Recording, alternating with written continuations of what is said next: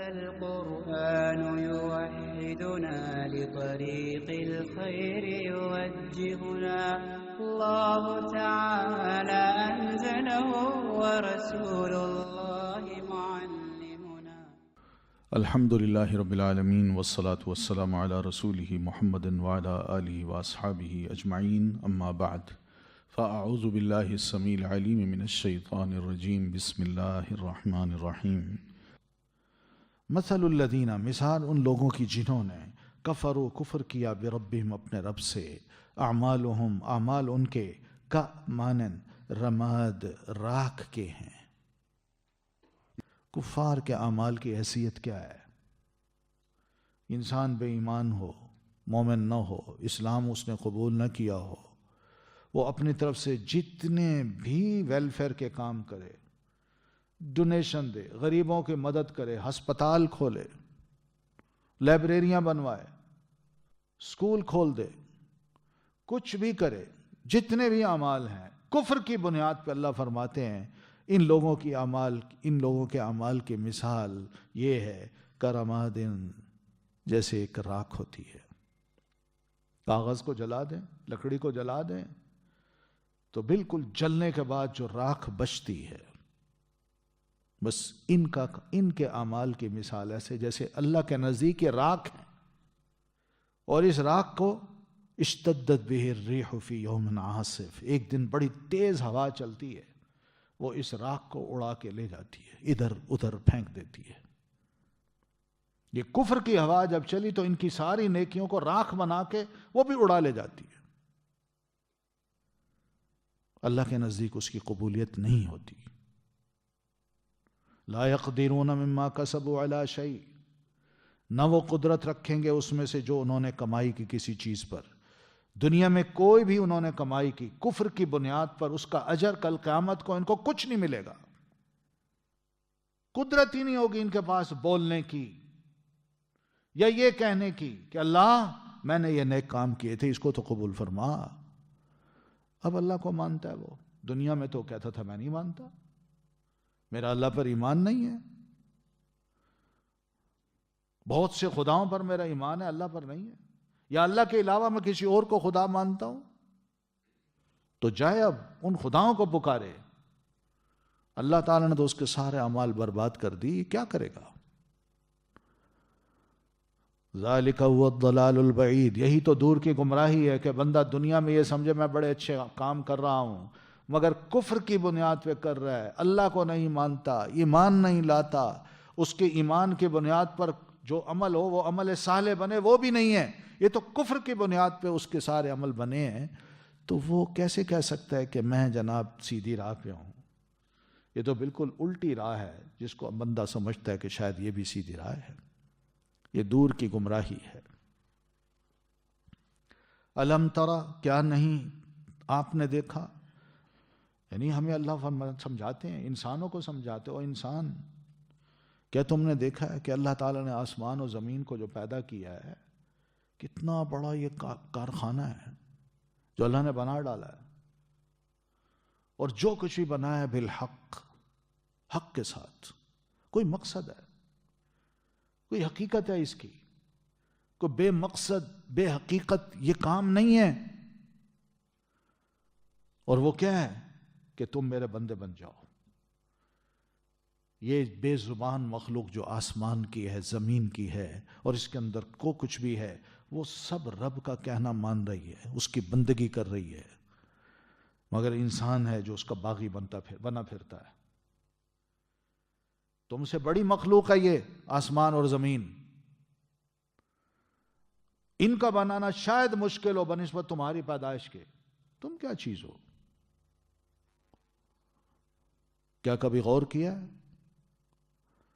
کہ یہ آسمان اپنے مقام پہ کیوں ٹکا ہوا ہے؟ یہ زمین اپنے مدار میں کیوں گھوم رہی ہے؟ کس کے حکم سے چل رہی ہے؟ یہ اللہ کا حکم ہے۔ یہی وہ بندگی اللہ چاہتا ہے انسان میں بھی آ جائے، کہ انسان بھی اللہ کا بندہ بن کے اپنی مرضی کو چھوڑے، رب کی مرضی کو اپنائے، تب تو اللہ خوش ہے۔ ورنہ تم نے جو بغاوت کی ہے، اللہ فرماتے ہیں یشاء یذہبکم، اگر میں چاہوں تو تم سب کو ایک لمحے میں لے جاؤں، تمہاری حیثیت ہی کچھ نہیں، سب کو، جو بھی انسان اس زمین پہ آباد ہیں، ایک لمحے میں ان کو ختم کر سکتا ہوں، اور وَيَأْتِ بِخَلْقٍ جَدِيدٍ، اور دوسرے لمحے میں ایک نئی مخلوق بھی پیدا کر سکتا ہوں، تمہیں لے جا کے تمہاری جگہ ان کو لا بساؤں، تم اکڑتے ہو، مانتے نہیں ہو، تم باغی بنتے ہو، نئی مخلوق کو لا کے اللہ اپنا فرما بردار بندہ بنا کے ان سے اپنی عبادت کروا سکتا ہے، وہ اللہ کے بندے بن کے رہ سکتے ہیں، کیوں اکڑتے ہو؟ سوچو اس بات پہ، کیا اللہ تعالیٰ یہ کر نہیں سکتا؟ وَمَا ذَلِكَ عَلَى اللَّهِ بِعَزِيزٍ، اور نہیں ہے یہ کام اللہ پر کچھ مشکل، بعزیز کچھ مشکل، آسان ہے اللہ کے لیے سب کچھ، اس لیے اپنی اوقات کو بھی سمجھو اور اللہ تبارک و تعالیٰ کی قدرت اور اس کے اقتدار کو بھی سمجھو، فرق کرو مخلوق اور خالق کے درمیان، مانو اس کی عظمت کو، اس کی بڑائی کو، جھک جاؤ اس کے آگے، وَبَرَزُوا لِلَّهِ، اور وہ سامنے ہوں گے اللہ کے، تو بہرحال روز محشر جب سب کے سب انسان زمین سے نکل کے ظاہر ہو جائیں گے، یہ ہے برزو، بارز کا مطلب خوب واضح ہونا، خوب سامنے ہونا، خوب ظاہر ہونا، یعنی اللہ کے سامنے کوئی بھی چھپا ہوا نہیں ہوگا، نہ کوئی کسی کے پیچھے چھپ سکے گا، زمین سے اگیں گے، نکلیں گے، سب رب کے سامنے میدان محشر میں ہوں گے،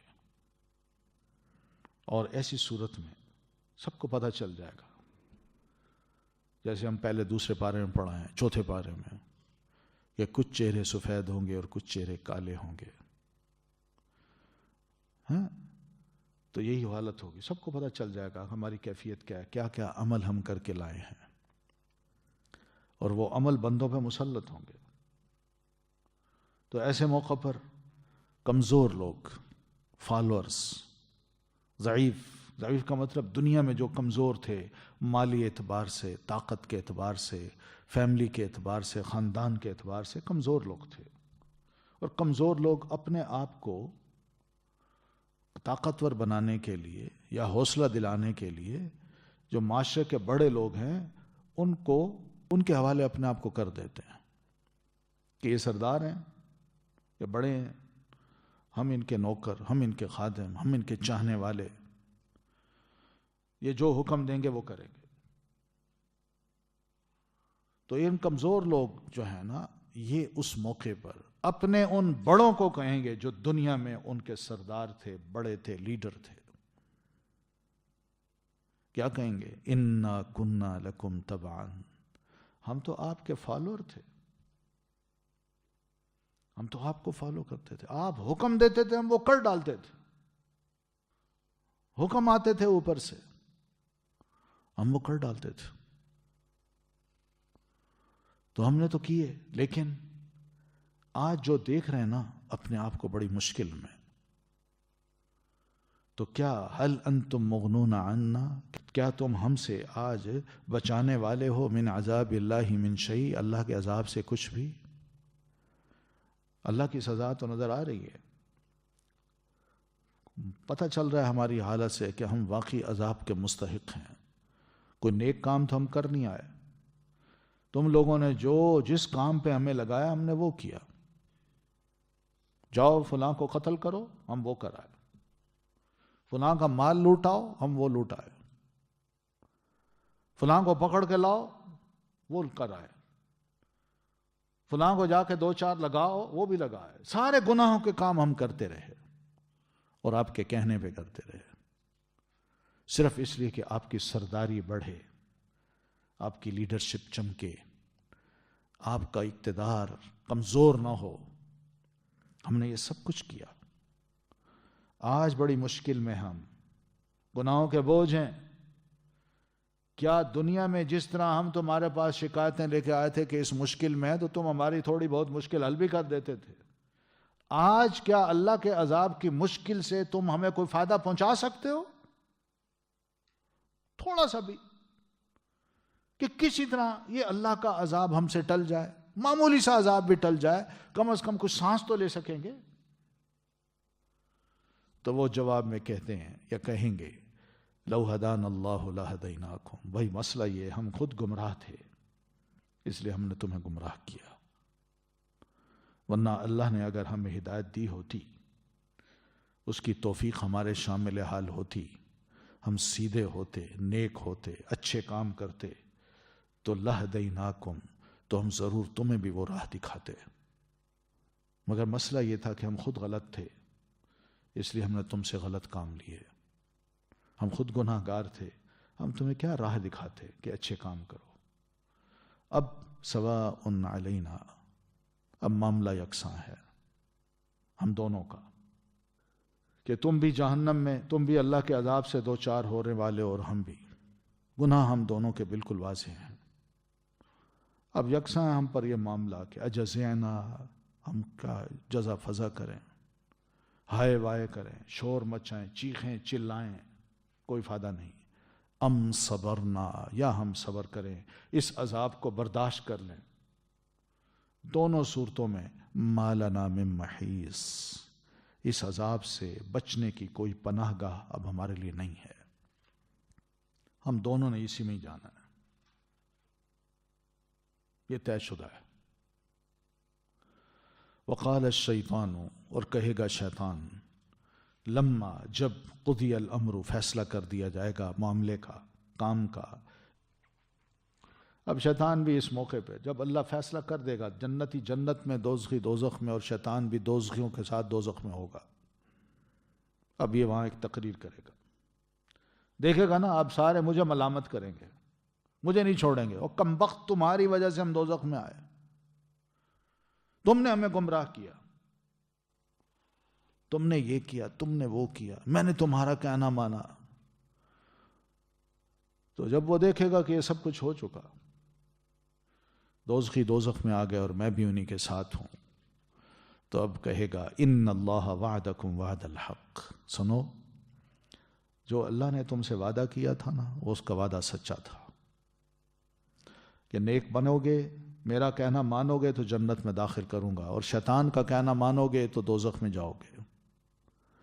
یہ اللہ کا وعدہ تھا، اور بالکل اس نے آج اپنا وعدہ سچا کر دکھایا ہے۔ یعنی میں شیطان تھا، میں نے تمہیں گمراہ کیا، اور میں تمہیں اس دوزخ میں لے آیا، لیکن وَوَعَدْتُكُمْ، میں نے وعدہ کیا تھا تم سے، فَأَخْلَفْتُكُمْ، تو خلاف کیا میں نے تم سے۔ میں نے تمہیں کہا دنیا میں جیتے جی تمہیں بڑی تمنائیں، بڑی خواہشات تمہارے دلوں کے اندر میں نے پیدا کی، میں نے کہا کر لو، اور زندگی ایک بار ملی ہے، پتہ نہیں بعد میں یہ ملتی ہے کہ نہیں، جو مزے اٹھانے ہیں اٹھا لو، یہ رشوت ہے، یہ بے ایمانی ہے، یہ لوٹ مار ہے، کر لو، سارے اس بہتی گنگا سے فائدہ اٹھا رہے ہیں، تم بھی اٹھا لو، کیا ہے بعد میں توبہ کر لینا۔ تو میں نے تم سے وعدے کیے، تمہیں بڑا ابھارا، تمہیں کہا، مگر فَأَخْلَفْتُكُمْ، تو خلاف کیا میں نے تم سے، جو وعدہ کیا وہ وعدہ آج پورا نہیں ہو سکا۔ دنیا میں تمہیں تسلیاں دیں، لیکن تم جو ہی مرے میں پیچھے ہٹ گیا۔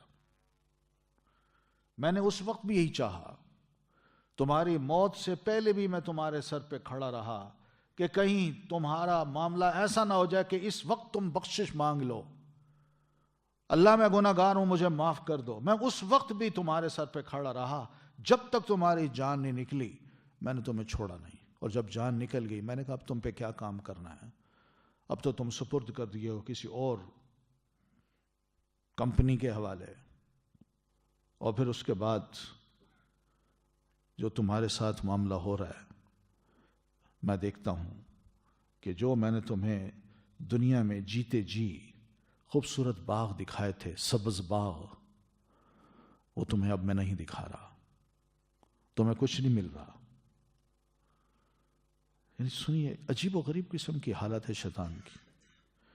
وہ ہمیں سبز باغ دکھاتا ہے، باور کراتا ہے تم جیسا نیک انسان، اچھا انسان کوئی ہے ہی نہیں.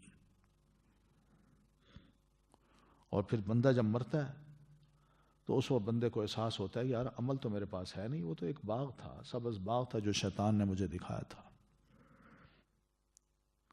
تو میں نے جو تمہیں کہا، جو تم سے وعدے کیے، جو تمہیں تسلیاں دلائیں کہ کر لو گناہ، اللہ معاف کرنے والا ہے، مرنے سے پہلے توبہ کر لینا، ابھی جوان ہو عیش کرو. بوڑھے لوگ جو ہے نا وہ مسجدوں میں جاتے ہیں، اس وقت تم تسبیح پکڑ کر سبحان اللہ کا ورد کرنا، اللہ معاف کر دے گا.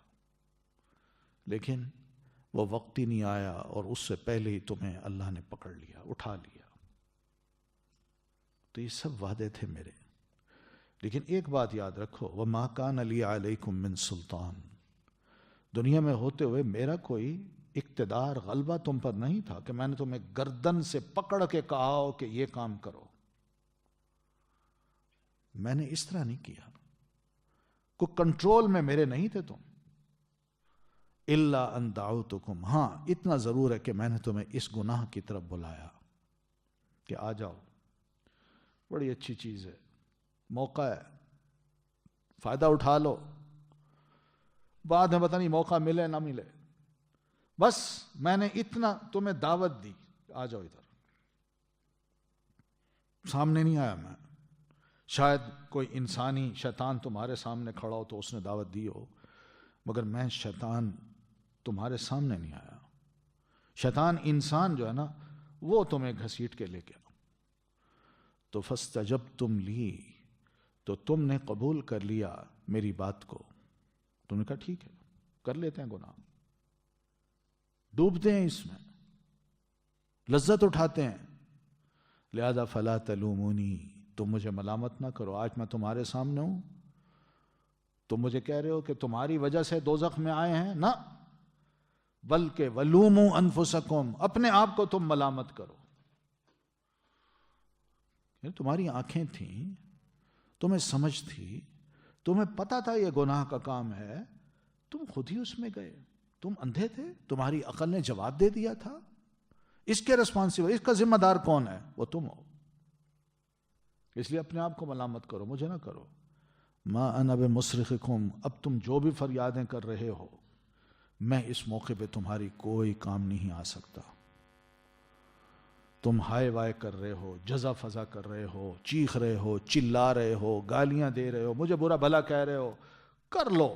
لیکن اتنی یاد رکھو تمہاری چیخ پکار کوئی بھی سن نہیں سکتا، اور نہ ہی اس موقع پر میں تمہاری کوئی مدد کر سکتا ہوں. وما انتم بمصرخی، اور جس سزا میں ہوں تمہاری بھی ہے حالت نہیں ہے کہ تم کم از کم میری مدد کر سکو، میری فریاد کو سن سکو اور میری فریاد رسی کر سکو، یعنی اس تکلیف کو تم دور کر سکو. نہ تم کر سکتے ہو نہ میں کر سکتا ہوں. صرخ کہتے ہیں چیخنے کو، صاد را خا، چیخنے کو. صرخا، وہ چیخا، ٹھیک ہے. تو اسی سے مصرخ ہے، متعدی ہے، فعل لازم فعل متعدی، تو یہ متعدی ہے. تو مصرخکم، فریاد رسی کرنے والا تمہاری، وما انتم بمصرخیہ، اور نہ تم فریاد رسی کرنے والے ہو میری. نہ آج میری چیخیں تم پر کوئی اثر کر سکتی ہیں، اور نہ تم میری مدد کر سکتے ہو، نہ تمہاری چیخیں مجھ پر اثر کر سکتی ہیں کہ میں تمہاری مدد کر سکوں، تمہارے دکھ کو تکلیف کو میں دور کر سکوں، تمہارا ساتھ دے سکوں. یہ آج نہیں ہو سکتا. انی کفرت، میں انکار کرتا ہوں، بما اشرکتمونی من قبل، اس کا جو شریک ٹھہرایا تم نے مجھے اس سے پہلے. یعنی ایک طرف اللہ کا حکم تھا اور ایک طرف میرا کنٹرول تھا. تم نے میرا کہنا مانا، اللہ کو چھوڑ دیا. تو میں تو انکار کرتا ہوں کہ میں تمہارے سامنے نہیں آیا تھا، میں کھل کے نہیں آیا تھا تمہارے سامنے. دل میں خواہش پیدا کر دی، تم اس طرح مڑتے گئے، چلتے گئے. تمہیں ہر شے بڑی اچھی لگی. تو میرا کہنا اگر تم نے مانا بھی ہے تو یہ رب کے حکم میں جو مجھے شریک کیا ہے میں اس کا انکار کرتا ہوں کہ میں نے تمہیں کھل کے نہیں کہا تھا، اللہ تعالیٰ نے تمہیں کھل کے کہا، مگر میں نے تمہیں کھل کے نہیں کہا۔ اللہ کے نبی تمہارے پاس آئے، کتابیں آئیں، وہ تمہیں سمجھاتی رہیں، مگر میں تمہارے سامنے نہیں آیا، اس لیے میں انکار کرتا ہوں۔ بتائیے کوئی جواب ہے ہمارے پاس؟ شیطان کے یہ باتیں جو ہیں شرمندہ بھی کرتی ہیں، ذلیل بھی کرتی ہیں، رسوا بھی کرتی ہیں، اور شیطان اپنے آپ کو کس طرح بچا رہا ہے، اور مجرم پھر بھی ہمیں بنا رہا ہے۔ کوئی ہے جواب ہمارے پاس کہ ہم نے ایسا نہیں کیا؟ یہ حالت، اس لیے اللہ فرماتے ہیں ان الظالمین لہم عذاب علیم، جو ظالم ہیں یقیناً ان کے لیے بڑا دردناک عذاب ہے۔ یعنی اللہ کے ساتھ شرک کرنے والے، اللہ کا کہنا چھوڑ کے شیطان کا کہنا ماننے والے، اس کی بندگی کرنے والے، اس کے پیچھے دوڑنے والے، یہ بڑے ظالم ہیں، ان کو سخت قسم کی سزا ملے گی جو دردناک ہوگی۔ اور دوسری طرف وَأُدْخِلَ الَّذِينَ آمَنُوا، اور داخل کر دیے جائیں گے وہ لوگ جو ایمان لائے، وَعَمِلُوا الصَّالِحَاتِ، اور جنہوں نے عمل کیے نیک، جنات، باغات میں۔ اور دوسری طرف جو نیک لوگ ہوں گے، مومن اور عمل صالح کرنے والے، ان کو ایسے باغات میں داخل کیا جائے گا جن کے نیچے نہریں چل رہی ہوں گی۔ بڑا خوبصورت منظر، رہائش ہیں۔ دنیا میں خواہش ہوتی ہے ولاز ہوں ہمارے، کیا ہوتے ہیں؟ فارم ہو، فارم جس میں ہم جا کے رہیں۔ تو یہ سب دنیا میں تصورات ہیں۔ ویسٹ میں جائیں تو وہاں انہوں نے بڑے بڑے اپنے فارم بنا رکھے ہیں، اور امریکہ میں جائیں تو اور بڑے بڑے فارم ہیں، میلوں لمبے، ہزاروں ایکڑ پر مبنی، جس میں باغات بھی ہیں، جانور بھی ہیں، اور کیا کچھ ہے، بہت کچھ ہے وہاں، گھر بھی ہیں ان کے۔ تو یہ سب کچھ ہے، مگر اللہ نے وہ باغات ایسے بنائے ہیں کہ خالدین فیہا، جس میں ہمیشہ ہمیشہ رہنے والے ہوں گے۔ اور پھر بِإِذْنِ رَبِّهِمْ، رب کے اذن سے، اللہ کا حکم سے، اللہ کی مشیت جب تک ہوگی وہ وہاں ہمیشہ رہیں گے۔ اور جب وہ تحیتہم فیہا سلام، جب وہ ایک دوسرے سے ملیں گے تو ملاقات کی ایک دعا دیں گے وہ ایک دوسرے کو، سلام علیکم، سلامتی ہو تم پر۔ یہ پیار بھی ہے، انس بھی ہے، دعا بھی ہے، خواہش بھی ہے، اور اس کے ساتھ امن کی بات بھی ہے، اور پیسفل ماحول کو باقی رکھنے کا ایک اظہار بھی ہے۔ سلام، سلام ہو۔ الم ترى، کیا نہیں آپ نے دیکھا، کیفا، کس طرح، ضربا، بیان کی، اللہ تعالیٰ نے اس کی مثال دی ہے کہ یہ کلمہ جو کوئی قبول کر لیتا ہے اور شعور کے ساتھ قبول کرتا ہے، جس کا مفہوم یہ ہے کہ اللہ کے علاوہ کوئی معبود برحق نہیں، تو پورے شعور کے ساتھ قبول جب کرتا ہے تو دوسرا مطلب یہ ہے کہ اس نے اپنے دل کے اندر ایک بیج ڈال دیا ہے، ایمان کا بیج، عقیدے کا بیج، اور سب خداؤں سے وہ کٹ گیا ہے اور ایک اللہ کا ہو کے رہ گیا ہے۔ تو ایسا بندہ جس کو مومن کہتے ہیں، اس مومن کو اللہ تعالیٰ نے اس درخت سے مثال دی ہے کشجرۃ طیبہ، جیسا کہ ایک درخت ہوتا ہے پاکیزہ۔ تو یہ پاکیزہ درخت دنیا میں نبی علیہ الصلاۃ والتسلیم نے اس سے مراد کھجور کا درخت لیا ہے، کہ کھجور کا درخت ایسا ہے کہ ہمیشہ یہ اوپر ہی جا رہا ہوتا ہے، اوپر ہی، اور بڑا ہائٹ پہ ہوتا ہے، پھر ہائٹ پہ جا کے اس کی برانچز ہوتی ہیں، پھر اس کے بعد اس کی اپنی جڑیں جو ہیں، اصل جو ہے وہ بھی زمین پہ اندر مضبوط ہے، یعنی اتنی مضبوط ہے کہ وہ اس لمبے تنے کو اٹھا سکتی ہے۔ تو مراد یہ ہے کہ ایک بندہ مومن جب اپنے دل میں ایمان کو، عقیدے کو راسخ کر لیتا ہے اور کلمہ پڑھ لیتا ہے، تو وہ ایسے درخت کی مانند ہو جاتا ہے جس کی جڑ تو بڑی مضبوط یعنی اس کے دل میں جو ایمان کا بیج ہے وہ اتنا مضبوط ہے تھا، اتنا مضبوط ہوتا ہے کہ یعنی اس کو کوئی ہلا نہیں سکتا. کتنے ہی ہواؤں کے جھکڑ چلیں، کتنے ہی طوفان آئیں، وہ جڑ پکڑ چکی جو دل میں بنیاد ہے وہ کبھی بھی ہل نہیں سکتی، وہ اپنے مقام پہ برقرار رہتی ہے. ایمان کا یہ مزہ ہے کہ جو شخص ایک دفعہ کہہ دیتا ہے نا لا الہ الا اللہ، حقیقت میں وہ ایمان کا مزہ چکھ لیتا ہے. ایک دفعہ کہے تو صحیح انسان، پھر اس مزے کے اوپر کوئی بھی تکلیف آئے تو وہ مزہ اپنی جگہ برقرار رہتا ہے، وہ بندہ بد مزہ نہیں ہوتا، اس لیے کہ اس کی روح مطمئن ہے، اس کا دل مطمئن ہے. تو ایک تو یہ ہے وَفَرْعُهَا فِي السَّمَاء، اور اس کی شاخیں آسمان میں ہیں. شاخوں سے مراد یعنی جو برانچز ہمارے اپنے جسم سے بحیثیت ایک انسان کے اور بحیثیت ایک مومن کے، ہم جسم سے کوئی بھی عمل کرتے ہیں وہ ہے، یعنی ایسے مومن کے جو اعمال ہیں وہ قبولیت کے لیے اوپر چلے جاتے ہیں، اللہ کے ہاں وہ قبول ہوتے ہیں، نیک اعمال ہوتے ہیں اس کے. اور دوسری بات یہ بھی ہے کہ اس کی بات بڑی پاکیزہ ہوتی ہے، اور اسی طرح اس کا عمل ہمیشہ نیک ہوتا ہے. تو یہ اللہ تعالیٰ نے مثال دی ہے کلمہ طیبہ کی کہ جو اس کو اختیار کر لے، دیکھیے وہ کیسا انسان بنتا ہے، کتنی خوبیاں اس میں پیدا ہو جاتی ہیں. اس کے ایک ایک اچھے عمل سے دنیا مطمئن ہوگی.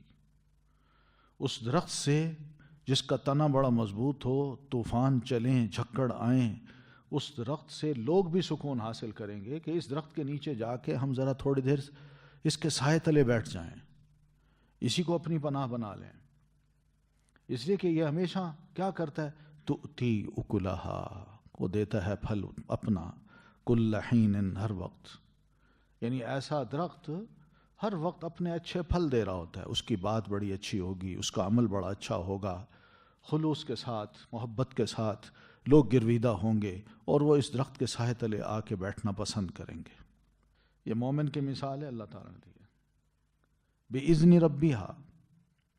اور یہ سارا پھل جو ہے نا وہ اپنے رب کے حکم سے دے گا، یعنی اللہ کی مہربانی ہوتی ہے اس پر، اللہ توفیق دے دیتا ہے اس کو، اور یہ اچھے اچھے کام کرتا ہے، اچھی بات کرتا ہے. قول معروف، قولوا قولا معروفا، کہ ہمیشہ بات بھلی کرو،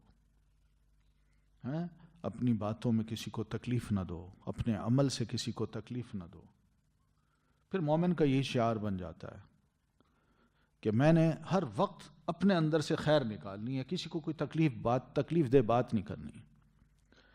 وَيَضْرِبُ اللَّهُ الْأَمْثَالَ، اور بیان کرتا ہے اللہ مثالیں، امثال مثال کی جمع ہے، للناس، لوگوں کے لیے، لعلہم یتذکرون، شاید کہ وہ نصیحت پکڑیں. اللہ فرماتے ہیں مثالیں تو میں دے رہا ہوں، کسی مومن کے ساتھ ان کا واسطہ کبھی پڑے تو دیکھ لیں. نبی علیہ الصلاۃ والتسلیم کے جتنے بھی ساتھی تھے، صحابہ کرام، تکلیفیں اٹھاتے تھے، مگر ایمان جو دل کے اندر جڑ پکڑ چکا تھا، مضبوط تھا، اس ایمان سے نہ صرف وہ روحانی طور پر مطمئن تھے، بلکہ اس ایمان کی بنیاد پر ان کے اندر سے جو عمل نکلتے تھے وہ دوسرے بھی دیکھتے تھے کہ ہاں بھائی لوگوں میں خیر ہے. ہم گالیاں دیتے ہیں، یہ مسکرا دیتے ہیں، ہم انہیں تنگ کرتے ہیں، یہ برداشت کرتے ہیں، مگر کہتے کچھ نہیں. یہی بات ہے، تؤتی اکلہا کل حین. بڑے بڑے مشکل مقامات پر بھی یہ مومن جو ہے نا، جہاں ایمان کا مزہ اپنی روح میں محسوس کرتا ہے، اس کے اعمال میں بھی بڑی خیر ہوتی ہے، بڑی خیر ہوتی ہے. تو یہ ہے وہ مثالیں. اللہ تعالیٰ فرماتے ہیں کسی مومن کے دل میں جب ایمان رچ بس جائے تو پھر اس مومن کے عمل کو دیکھا کرو، اس کی گفتگو کو بھی سنا کرو، شاید تمہیں بھی پتہ چلے کہ واقعی اس کلمے کا اثر بندے کی ذات پہ اندر باہر ہر جگہ پڑتا ہے، اور ایک اچھا انسان اس کے اندر سے نکلتا ہے. یہ وہ چیز ہے لعلہم یتذکرون، شاید کہ لوگ اس سے نصیحت پکڑیں۔ پھر اس کے بعد وَمَثَلُ كَلِمَةٍ خَبِيثَةٍ، اور مثال کلمہ ناپاک کی۔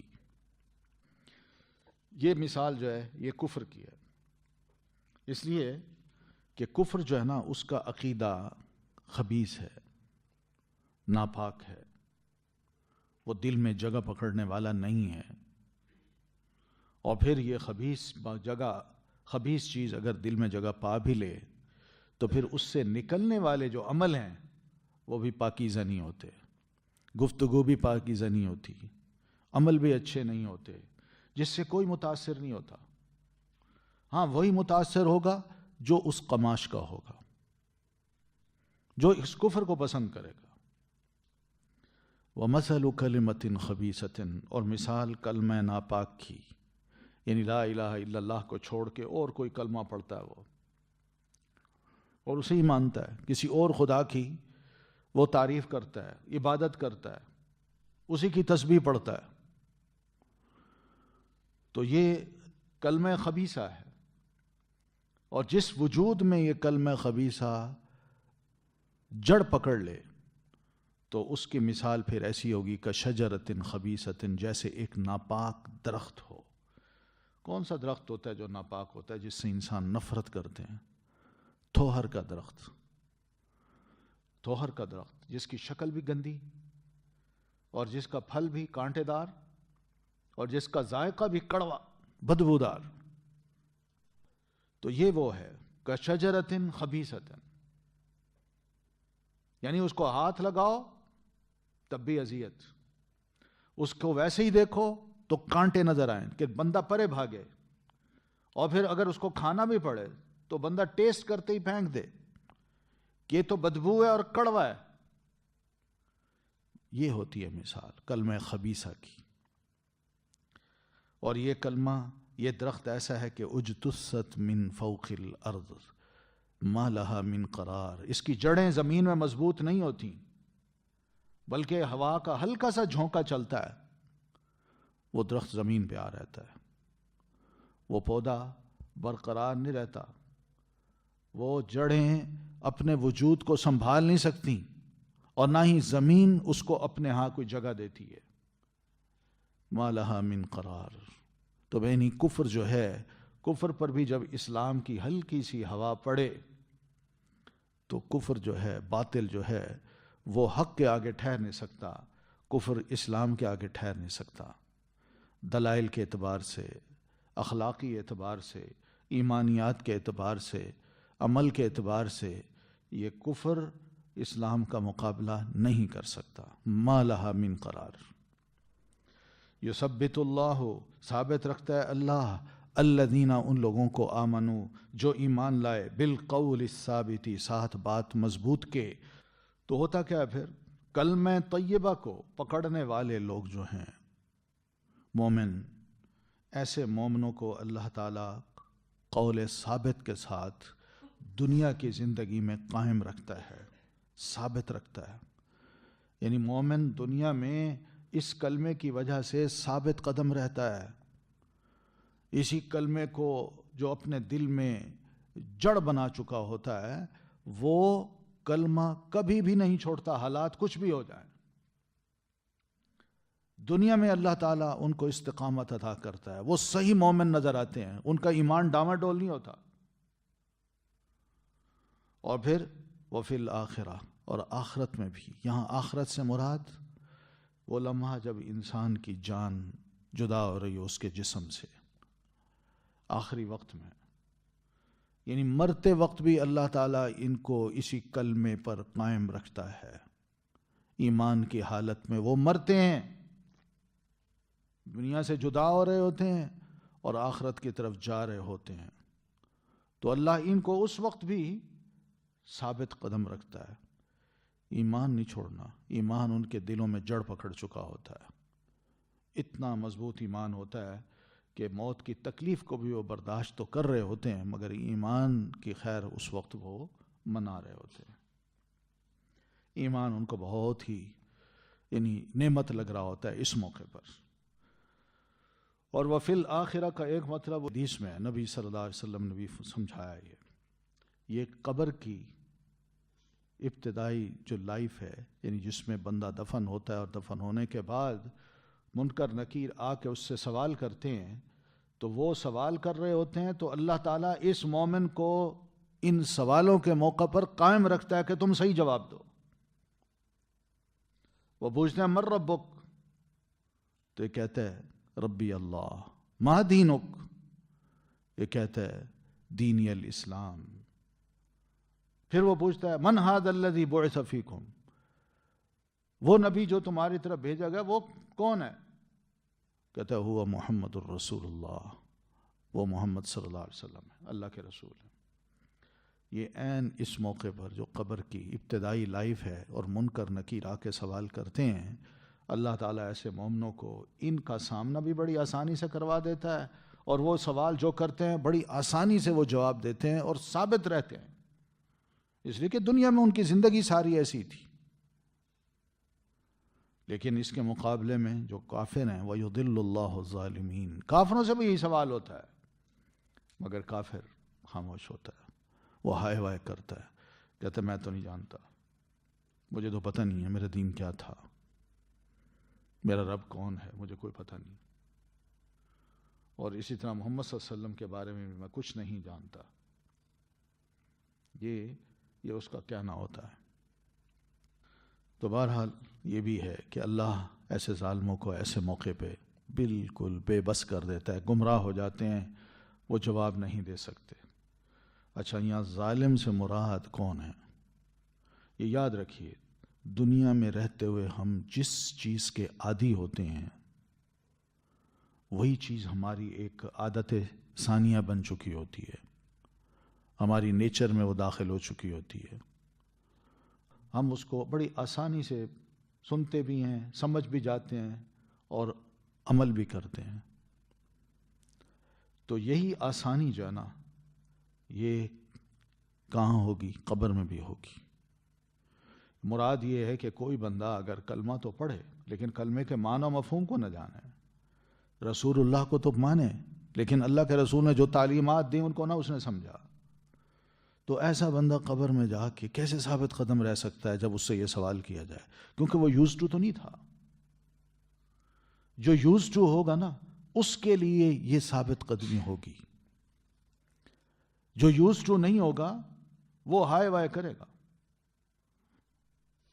اس لیے کہ یہ صرف یہ نہیں کہ میں جانتا ہوں لا الہ الا اللہ محمد الرسول اللہ کو، مگر لا الہ الا اللہ کے جو تقاضے ہیں کیا اس نے وہ پورے کیے؟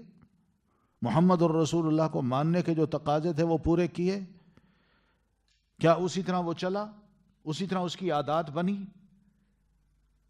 یہ چیزیں جیسے یوز ٹو ہوگا تب جا کے اتنی آسانی اس کو قبر میں ان سوالوں کے جواب میں ہوگی، اور جتنا وہ پرے ہوگا اتنی ہی مشکل اس کو ان سوالوں کے جواب کی ہوگی۔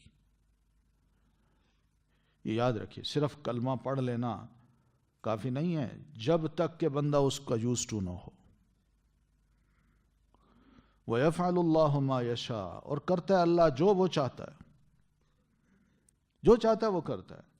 کسی کو توفیق دے دے عین موت کے وقت اس کو کلمہ نصیب کرا دے اور اس کی آسانی سے جان نکل جائے، اور پھر قبر میں بھی منکر نکیر کو بڑی آسانی سے جواب دے دے، اور کسی کو توفیق نہ دے تو وہ کچھ بھی نہ کر سکے۔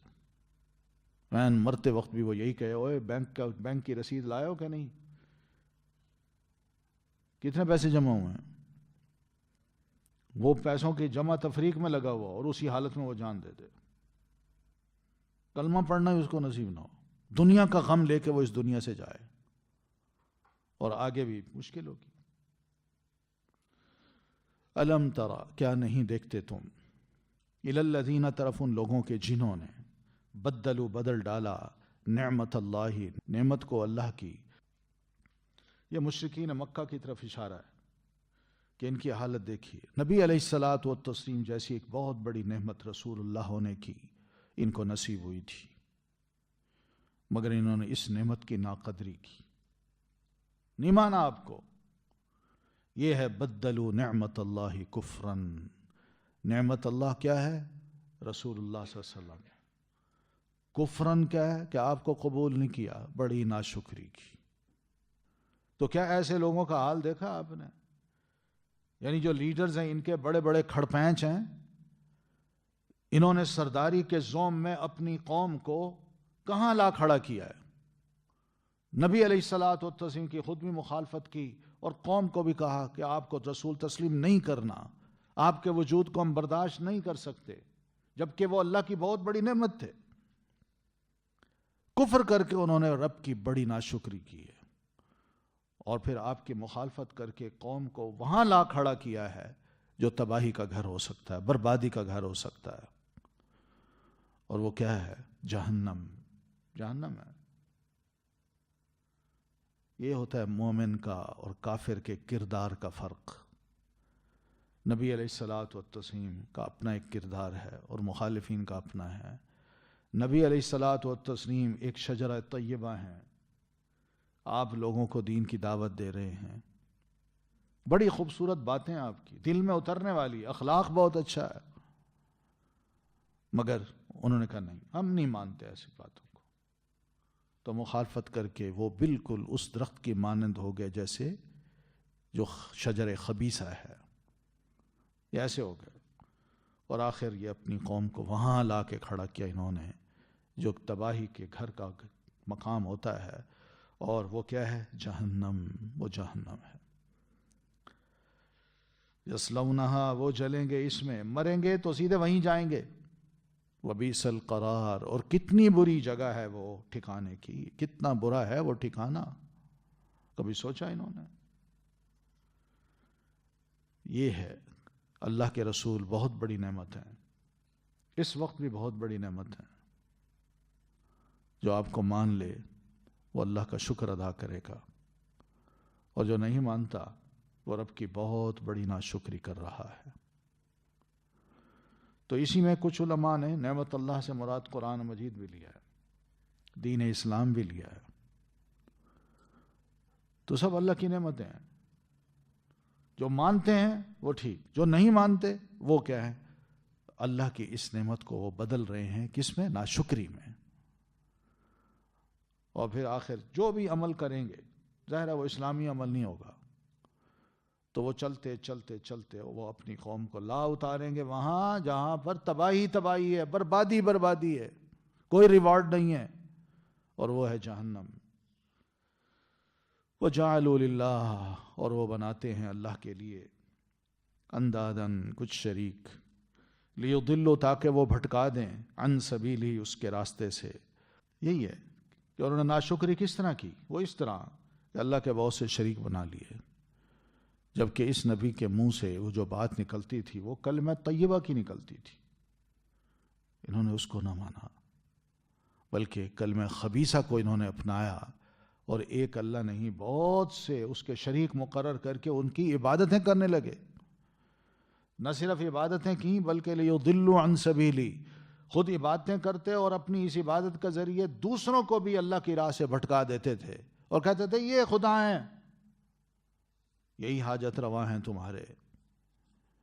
قل، اللہ کے نبی ان سے کہہ دیجئے، تمتعوا، کر لو اپنی حرکتیں، کر لو اپنی یہ دعوت و تبلیغ، کر لو اپنے کفر کو پھیلاؤ، کرو اسلام کی مخالفت، نہ قبول کرو اللہ کے رسول صلی اللہ علیہ وسلم کو، یہ چند روزہ زندگی کی عیاشی ہے، تمتعوا، پھر کیا ہوگا؟ فَإِنَّ مَصِيرَكُمْ إِلَى النَّارِ، پھر یقیناً تمہارا لوٹنا ہے آگ کی طرف، کیونکہ مشرک کا انجام آگ ہی ہے اور کچھ نہیں۔ قل، اللہ کے نبی کہہ دیجئے، لعبادی، میرے بندوں سے، الذین، وہ جو آمنوا، ایمان لائے، یقیم الصلاۃ، وہ قائم کرے نماز۔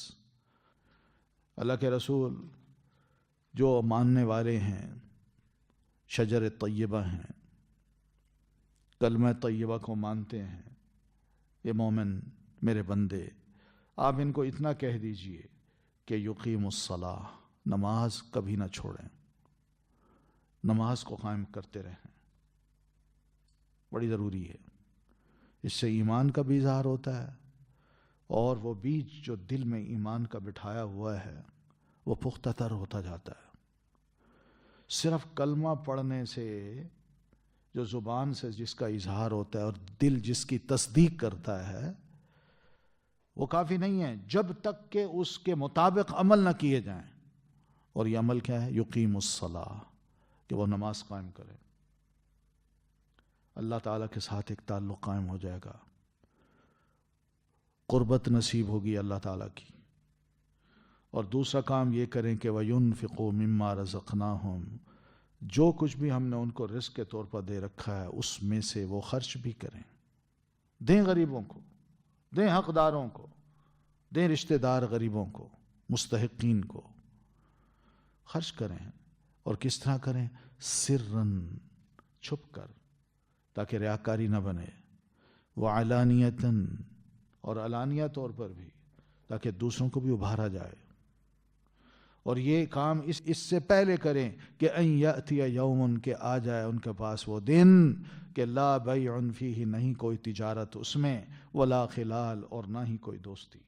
دنیا میں جو کرنا ہے کر لیں، آخرت میں یہی چیزیں ہوں گی جو کام آئیں گی.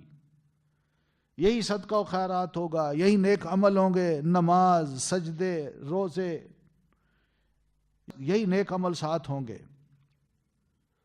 تو یہ چیزیں ایسی ہیں جو کل قیامت کو فائدہ دیں گی، ورنہ قیامت کے روز کوئی اور چیز فائدہ نہیں دے گی. دنیا میں تو ہمیں بہت سی فائدے کی چیزیں نظر آتی ہیں نا، کہ یہ کام شروع کر دیں اس سے بھی فائدہ ہوتا ہے، یہ کام کر دیں اس سے بھی فائدہ ہوتا ہے. مگر قیامت کے روز کوئی کام نہیں ہوگا. وہاں صرف اور صرف وہ عمل کام آئیں گے جو انسان نے آگے بھیجے ہوں گے. تو اس لیے وہ دن جب آئے، وہ قیامت تو جب آئے گی نا، لیکن بندے کی جب موت آتی ہے نا، موت، تو فقط قامت قیامتہ، اس کی قیامت وہیں سے شروع ہو جاتی ہے. من مات فقط قامت قیامتہ، جو بندہ مر گیا اس کی قیامت وہیں سے شروع ہو گئی. کیونکہ اب وہ قیامت کا دن ہی اٹھے گا. اب اس کی منزل جو ہے نا وہ دنیا نہیں رہی، دنیا کو وہ چھوڑ چکا، اب قیامت کی منزل کی طرف وہ داخل ہو گیا. کیونکہ وہیں سے اس کو اس کے اعمال کا جو بدلہ ہے وہ دکھانا شروع کر دیا جاتا ہے، کہ نیک ہے تو جنت کی کھڑکی کھول دی جاتی ہے، اور برا ہے تو جہنم کی کھڑکی کھول دی جاتی ہے. اور پھر یہ سلسلہ قیامت تک رہتا ہے. اور پھر قیامت کے روز جب بندہ کھڑا ہوگا تو اپنے اعمال کی بنیاد پہ ہی وہ کھڑا ہوگا، یا بیٹھے گا، خوش ہوگا، یا بالکل غم میں ہوگا، دکھ میں ہوگا، پریشان ہوگا. تو اس لیے دنیا میں جو کرنا ہے وہی کام ہے کرنے کے، کل کو یہ فائدہ دیں گے. ایمان کے بعد اقامت صلاۃ اور اللہ کی راہ میں خرچ، یہ دو چیزیں بڑی اہم ہیں. اللہ الذی، اللہ ہی ہے جس نے خلق السماوات والارض، پیدا کیا آسمانوں کو اور زمین کو. اللہ تعالی جس کا کلمہ ایک مومن پڑھتا ہے اور جس کی دعوت مومن بھی دیتا ہے، رسول بھی دیتا ہے. اب اس کا ایک تعارف ہے. تعارف تو ہر جگہ اللہ تعالی نے کرایا ہے، لیکن جہاں بات ہو رہی ہے اسی ضمن میں وہ چیز دوبارہ بھی اگر چھیڑ دی جائے، سمجھا دی جائے، تو اس کا فائدہ یہی ہوتا ہے کہ اس کا اثر انسان لیتا ہے. ایک شے کو بار بار بار بار پڑھ پڑھ کے سنایا جائے تو بندے پہ اس کا اثر ہوتا ہے، پھر اور خیال نہیں رہتا. کہتے ہیں بڑی پختہ بات ہے، اور پختگی کسی ساتھ ذہن میں بیٹھ جاتی ہے. تو اللہ وہی ہے جس نے خلق السماوات والارض، پیدا کیا آسمانوں کو اور زمین کو. یہ ہے جس کی عبادت کا تمہیں کہا جا رہا ہے، جس پر ایمان لانے کا کہا جا رہا ہے. یعنی لاجک ہے اس میں. یعنی جن کو ہم خدا تسلیم کرتے ہیں اللہ کو چھوڑ کے، انہوں نے کیا کچھ پیدا کیا ہے کہ ان کو ہم خدائی کا درجہ دیں. پھر وَأَنزَلَ مِنَ السَّمَاءِ مَاءً، اللہ کا ایک کام یہ بھی ہے کہ اس نے آسمان سے پانی اتارا. پھر اسی پانی کے فَأَخْرَجَ بِهِ مِنَ الثَّمَرَاتِ رِزْقًا لَكُمْ، اسی پانی کے ذریعے اللہ تعالیٰ نے زمین سے تمہارے لیے بہت سے مختلف قسم کے پھل نکالے. پھلوں کو کاؤنٹ کریں، سبزیاں، جو کچھ بھی ہم ملتا ہے نصیب ہوتا ہے کھانے پینے کو. اور یہ سب کیا؟ رزقا لکم، ایک رزق ہے تمہارے لیے. یعنی جس سے تم زندہ رہتے ہو، کھاتے ہو، پیتے ہو، تمہاری جان کو یہ چیزوں کی ضرورت ہوتی ہے. تمہاری نہ صرف بھوک مٹتی ہے بلکہ تمہارے جسم کی جو ضرورت ہوتی ہے وہ بھی پوری ہوتی ہے. یہ رزق ہے. آسمان سے پانی وہی اتارتا ہے، زمین سے رزق وہی نکالتا ہے، اور پھر اس کے ساتھ ساتھ یہ بھی ہے کہ زمین و آسمان کا پیدا کرنے والا بھی وہی ہے۔ پھر اس نے وسخر لکم الفلک، مسخر کر دیے تمہارے لیے کشتیاں، لتجری فی البحر، تاکہ وہ چلتی رہیں سمندر میں، بامرہ، اس کے حکم سے۔ اللہ کا حکم ہوتا ہے تو بڑے بڑے جہاز جن پہ ہزاروں ٹن سامان ہوتا ہے وہ بھی ڈوبتے نہیں ہیں۔ سمندر کو اللہ تعالیٰ نے ایسا مسخر کر دیا ہے کہ وہ اللہ کے حکم سے کشتی کو اپنے سینے کے اوپر لے کے وہ چلاتا ہے، وہ لے چلتا ہے، شاید ڈوبتی نہیں ہے۔ یہ ایسا نظام ہے، ایسا سسٹم ہے جو اللہ نے بنا رکھا ہے۔ یہی تسخیر ہے سمندر کی۔ اور پھر وسخر لکم الانہار، اس نے مسخر کر دی تمہارے لیے نہریں بھی، کہ جس طرف بھی تم نہر نکالنا چاہو، زمین کھودو نہر نکل پڑتی ہے۔ جہاں بھی تمہاری زمین ہے وہاں تک ایک چھوٹا سا نالا بھی لے جاؤ تو وہ بھی زمین عاجز ہو جاتی ہے، ٹھیک ہے بھئی آپ جس طرح بھی مجھے استعمال کرنا چاہتے ہیں کر لیں۔ زمین کو اگر اللہ پتھریلا بنا دیتا، مضبوط چٹان سی، تو کیا ہوتا؟ بڑا مشکل ہوتا کہ اس میں نہریں نکلتی، ندی نالے نکلتے، دور دراز کا علاقہ جو ہے جہاں پانی ملتا ہی نہیں ہے، بارش کا یہ پانی ندی نالوں کی صورت میں وہاں تک بھی پہنچ جاتا ہے۔ یہ سب تسخیر ہے جو اللہ تعالیٰ نے ہمارے لیے کر دی ہے کہ ہم اس سے فائدہ اٹھائیں۔ وَسَخَّرَ لَكُمُ الشَّمْسَ وَالْقَمَرَ، اور اس نے مسخر کر دیا تمہارے لیے سورج اور چاند کو، دائبین، لگاتار وہ چلنے والے ہیں۔ وَسَخَّرَ لَكُمْ، اور اس نے مسخر کیا تمہارے لیے، اللَّيْلَ وَالنَّهَارَ، رات اور دن کو۔ یہ سب چیزیں، تسخیر کا مطلب کیا ہے؟ سخرہ کا مطلب یہ ہے کہ اللہ تعالیٰ نے ان کو ہمارے فائدے کے لیے بنا دیا کہ ہم ان سے فائدہ اٹھائیں۔ اور تسخیر کا دوسرا مطلب ہے کہ کچھ چیزوں کا کنٹرول اللہ نے ہمارے ہاتھ میں دے دیا، جیسے مثلا جانور ہیں، گائے ہے، بیل ہے، بکری ہے، اونٹ ہے، ان کو بھی مسخر کر دیا۔ اور اسی طرح رات اور دن کو بھی اللہ تعالیٰ نے ہمارے لیے مسخر کر دیا، ہم اس سے فائدہ اٹھا رہے ہیں۔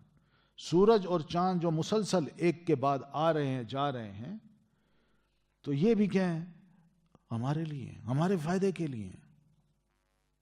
یہ اللہ ہے، بنایا اس نے کائنات کی ایک ایک چیز کو ہے، مگر مسخر ہمارے لیے کر دیا ہے کہ ہم اس سے جتنا بھی فائدہ اٹھا سکتے ہیں اٹھائیں،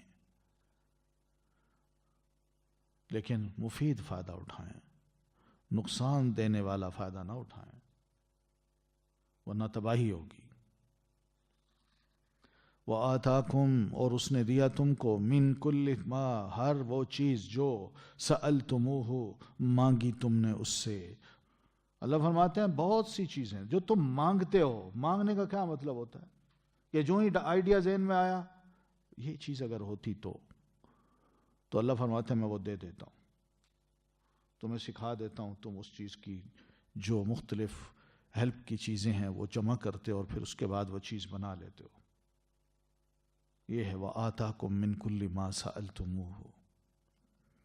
پانی، زمین، پھل، زمین سے نکلنے والی مختلف نباتات، چیزیں، لوہا، تیل، گیس، یہ سب ایسی چیزیں ہیں جس کا آج انسان کو ان کی بڑی ضرورت ہے۔ میں نے جہاز بنایا، اس کو اڑانا ہے، کیسے اڑاؤں؟ تیل لیجئے جی، گیس لیجئے جی۔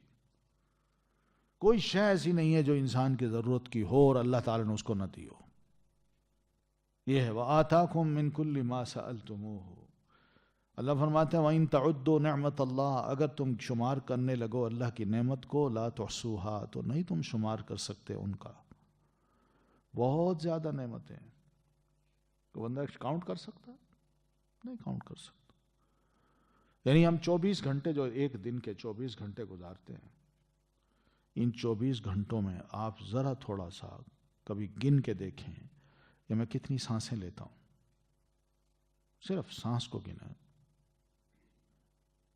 سانس، ہوا بھی بڑی نعمت ہے، نہ ہو تو ایک لمحے میں دم گھٹ جائے مر جائیں. ہوتا ہے نا. ہوا یعنی جس کو ہم نے کبھی کاؤنٹ نہیں کیا. 24 گھنٹے کا وقت جب ہم گزار چکے ہوتے ہیں تو کم از کم بندہ یہی سوچ لے کہ ان 24 گھنٹوں میں نے جتنی سانسیں لیں اور نکالیں وہ کتنی ہیں.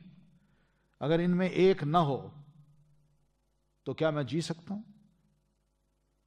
یعنی اگر ہوا ہو باہر، میں اس کو اندر لے جانا چاہوں، اللہ کا نہیں جا سکتی، میں کیا کر سکتا ہوں؟ اور اگر اندر چلی جائے، اندر جا کے اللہ کا باہر نہیں مانا، تو میں کیا کر سکتا ہوں؟ یہ وہ نعمتیں ہیں. اللہ فرماتا ہے تم گنو تو صحیح، تم شمار ہی نہیں کر سکتے. مگر افسوس یہ ہے کہ انسان ان تمام نعمتوں کو پاتا ہے مگر لظلوم کفار، وہ بڑا ظالم بھی ہے، بڑا ناشکر بھی ہے. ان نعمتوں کا استعمال کرتا ہے مگر میرا شکر ادا نہیں کرتا. منعم، انعام دینے والا، مہربان اللہ تعالیٰ کی ذات، وہ تو دیتا جا رہا ہے، مگر کیا انسان کے زبان سے شکریہ کے الفاظ نکلتے ہیں؟ کتنا بڑا ظلم ہے کہ جس کا کھاؤ کم از کم اس کے گن تو گاؤ. مگر ہاں یہ ہو رہا ہے کہ کھاتے جس کا ہیں گن اس کا نہیں گاتے، کسی اور کا گن گاتے ہیں. یہ بھی بڑا ظلم ہے کہ دے اللہ اور تعریفیں کسی اور کی جائیں، دے اللہ اور عبادت کسی اور کی جائے، دے اللہ اور شکریہ کسی اور کا ادا کیا جائے. یہ ناشکری بھی ہے اور ظلم بھی ہے جو انسان اپنے اللہ کے ساتھ کرتا ہے. دیکھا جائے تو دینے والا تو ساری نعمتیں وہی ہیں. سبحانک اللہم و بحمدک اشہد ان لا الہ الا انت استغفرک و اتوب الیک. اللہ تعالی انزلہ ورسولہ